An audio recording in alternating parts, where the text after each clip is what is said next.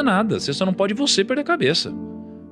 Enquanto tá todo mundo se desesperando, não se desespere. Deixa os outros se desesperarem. Seja paciente como Davi. E nisso funciona a atração, porque você começa a trazer, o seu inconsciente começa a trazer para si pessoas mais tóxicas ou mais legais, depende do que você está passando.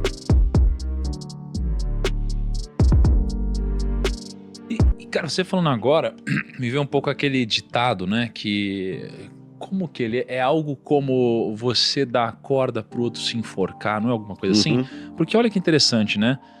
A consequência da paciência é que, às vezes, o seu inimigo, ele sozinho se embanana, né? E aí, a gente vê nessa passagem aqui... dá tempo ao tempo, né? Dá tempo ao tempo. Às vezes você não precisa fazer nada. Você só não pode perder a cabeça. Enquanto tá todo mundo se desesperando, não se desespere. Deixa os outros se desesperarem. Seja paciente como Davi. Porque olha o que aconteceu. Saul, quando ele começa a falar, poxa, tá todo mundo falando do Davi. Pô, só falta agora o quê? Só falta agora ele pegar o trono. O que começa a trazer pra dentro de Saul? Ele começa a ficar com medo. Começa a se sentir ameaçado. E aí o que a gente começa a ver aqui? Pô, mais pra frente na história, o Rodrigo deu essa pincelada boa aqui. Cara, você vê um monte de cagada que Saul fez, fruto dessa semente do medo que ele deixou entrar no coração dele. Por quê? Porque ele não teve paciência, porque às vezes ele não teve esse construtivismo, porque às vezes ele não trouxe o cara pra próxima, ele quis fazer exatamente o contrário, só que Deus estava com ele. Não dá pra você ir, cara, contra alguém que tá com Deus. Esse daqui é um grande aprendizado bíblico, aliás, né? E aí, olha só, aí a gente tem, né, uma amizade entre Jonatas e Davi. Jonatas ali, que era filho de Saul, né, Rodrigo? E a amizade entre Jonatas e Davi é uma das mais conhecidas da Bíblia. A lealdade demonstrada por Jonatas a Davi, ela é exemplar, que aliás é algo muito raro nos dias de hoje. Jonatas era um príncipe em Israel, filho primogênito de Saul. Jonatas era muito diferente de seu pai, ele não era intempestivo, nem mesmo demonstrava a ira invejosa, característica de Saul. A passagem é: e sucedeu que, acabando ele de falar com Saul, a alma de Jonatas se ligou com a alma de Davi, e Jonatas o amou como a sua própria alma. Rodrigo, o que acontece aqui nesse enredo para que o filho de Saul, e era o primogênito, né, e que antigamente a gente tinha essa lógica do primogênito, é quem sucede, né, alinhada, digamos assim, como que esse cara pode ficar mais próximo de Davi do que do próprio pai de Saul? O que acontece aqui? Eu acho que aqui nós temos um caso claro de lei da atração. Nota de rodapé. Quando eu digo lei da atração, eu não estou seguindo necessariamente aquela parte mística que você projeta, e não é esse o ponto que eu quero colocar. O ponto que eu quero acentuar de lei da atração, que eu não defendo aquele ponto místico, é que o nosso inconsciente procura padrões. Compra um carro qualquer, vamos imaginar um carro aí, se eu comprei, sei lá, uma Ranger, a sensação que eu tenho é que a metade de São Paulo também comprou Ranger, porque você começa a ver Ranger para todo lado. É meio isso mesmo. A sua mulher engravida, parece que a metade das mulheres engravidaram, que você vê grávida para todo lado. Não, na verdade, as grávidas estavam no mesmo número ali, as Rangers estavam no mesmo lugar. Mas é que agora que você tem algo relacionado àquilo ali, o seu inconsciente começa a procurar coisas que antes ele não via.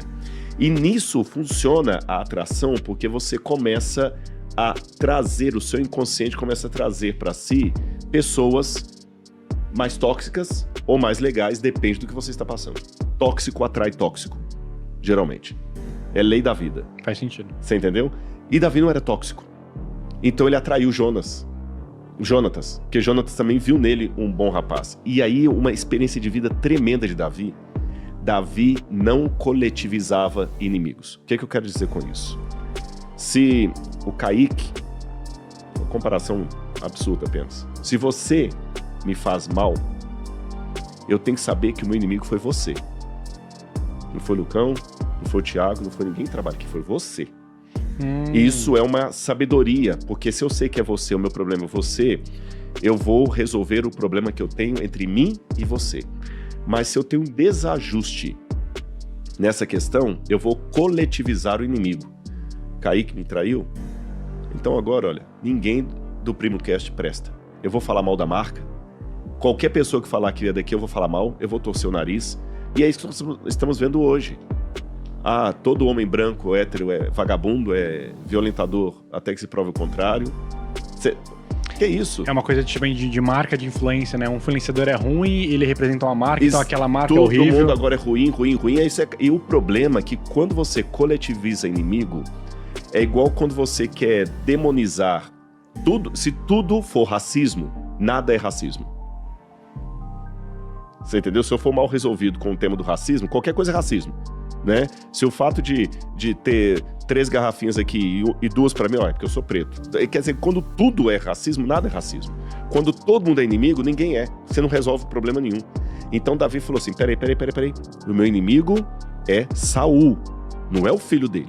Eu não vou coletivizar o meu inimigo. Por isso Davi pôde concentrar o seu objetivo a lutar contra o seu verdadeiro inimigo e não contra os inimigos imaginários que ele poderia ter.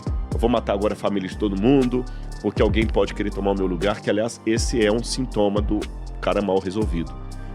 É o Herodes do Novo Testamento. Quando ele tá no poder, ele nem curte o que ele conquistou, porque ele está o tempo todo pensando quem é que vai furar o olho dele. Davi não, sabe? Se eu tenho talento e Deus me deu, eu não tenho que temer nada. Cara, e é por isso que o medo é uma sementinha, assim, até se você for estudar, muitas vezes, para não dizer todas, uma traição conjugal vem da insegurança. Quanto mais inseguro, mais você trai. Não é? Então, assim, quando você tem medo, quanto mais medo você tem, mais cagada você vai fazer. E nos investimentos, o que eu aprendi com a minha grana? Que medo, ganância e impaciência geram prejuízos. O que a pessoa faz quando tá com medo na bolsa? Toma adesão idiota. Vende tudo desesperado. Vende desesperado. Né? O que ela faz quando tá gananciosa? Toma adesão idiota. Né? Então esse descontrole emocional, ou seja, eu poderia até dizer que talvez, de certa forma, a Saul não tenha tido um controle emocional, custou muito caro para ele. A gente vai ver daqui a pouco qual é o impacto disso. Isso é verdade, você acabou de falar isso, mas parece que, Davi, ele tem uma inteligência emocional muito grande, desde sempre, assim, tipo, meio pensado e é muito racional as coisas. Mas pelo que eu tô analisando, ele tem porque ele sabe que ele é o escolhido aí. Não, mas ele poderia pegar essa parada de ele saber o que é o escolhido e virar um puta arrogante. O Saul também sabia que ele era escolhido, porque quando ele assumiu o poder, ele foi escolhido por Deus.